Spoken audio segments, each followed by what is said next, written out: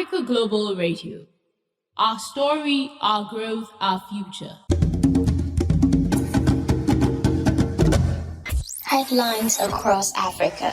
Welcome to Africa Global Radio. I'm Itumeleng Lebakhambi, bringing you headlines across Africa, Tuesday, 5th of December. In today's bulletin, 70% of Israel's victims in the Gaza genocide, designed to remove all Palestinians from the Gaza Strip, are women and children. Ghana's Galamsey Queen fined and sentenced to jail for illegal gold mining. And Middle Eastern film performance, as observed in film festivals, highlights some concerning factors. Millions, probably billions, of people around the world have, at one point or another, wept in sheer heartache at the merciless, barbaric murder perpetuated by Israel's continued genocide strategy in Gaza. Gaza's health ministry released a statement yesterday afternoon confirming 15,899 Palestinians have been killed by Israeli attacks since 7th October, and over 41,300 others have been injured. Amongst these, the pro-Zionists have murdered 4,769 men alongside 11,129 women and children. Filming from one of the medical centers, UNICEF spokesperson James Elder recorded and published his lament at the endless killing of children in Gaza and invited the world to meet and see the crude experiences children are facing due to the actions of Israel. As James recently posted, "We are running out of ways to describe the horrors hitting children and their families, who make up the 1.8 million population residing in the south of Gaza. One thing for sure, silence on Israel's bombardments in Gaza is complicity to genocide."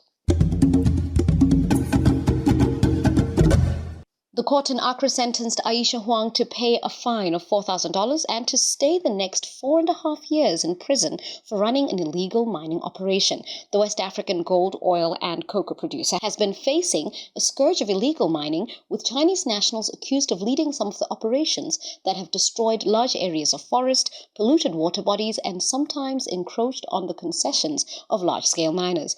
In fact, Ghana's cocoa regulator reported just 3 months ago that around 150 metric tons of cocoa was lost because of smuggling and illegal gold mining, locally known as Galamsey, on farmlands in the 2022 to 2023 season.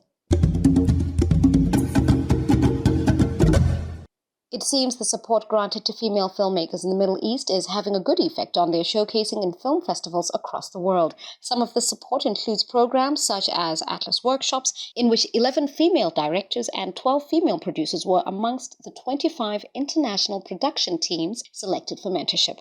Streaming platforms like Netflix are spending more on localized content by supporting women in film financially and logistically, as well as offering a wider platform for their work. Additionally, many Middle Eastern film festivals and their attendant production platforms now work towards equality, with many having quotas for female-led productions. Unfortunately, a 2020 review of market demand and selections of Arab cinema for the European Institute of the Mediterranean observed that films that ratify Western viewers' perceptions and prejudices of the Arab world rather than defy them are more commercially successful in Europe. These films are also noted to closely adhere to specific narratives of terrorism, poverty, and female oppression. Tanya El-Khoury, the producer of Ben Slama's film Makhdat, has also confirmed that Arab-directed films do well in art house cinemas or at festivals, but it is harder to get wider distribution, especially if a director tackles a topic that discomforts Arab audiences and surprises European viewers.